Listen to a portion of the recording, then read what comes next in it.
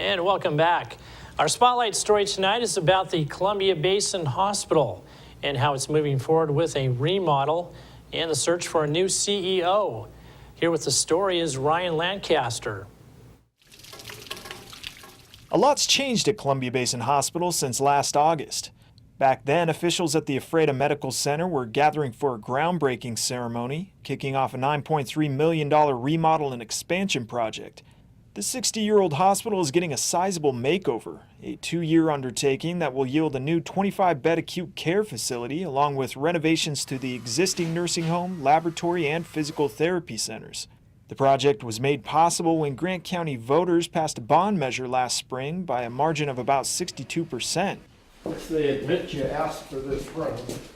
Hospital construction rep Max Knaus says the project has been humming along with few hang-ups, aside from keeping the heat moving to the existing facility over the winter. An old boiler we were using for that failed, so then we really had to hustle to do the heating with actually a whole series of domestic hot water heaters. Contractors are shooting for a September completion of Phase 1, which is well ahead of deadline.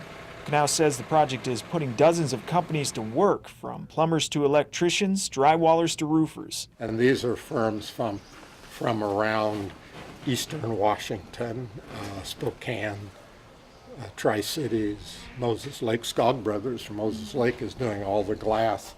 The project is technically still in Phase 1 of 3, but Knaus says in actuality, crews are working on projects in multiple phases all over the site. While there's still roofing going on the penthouses, while there's still interior framing going on at the north end, their finished painting is happening at the south end. The second phase includes a remodeled nursing home and newly redesigned office space, while the third phase will revamp the lobby area. We just came up this corridor and we're turning. If all stays on track, the project could be complete by next spring.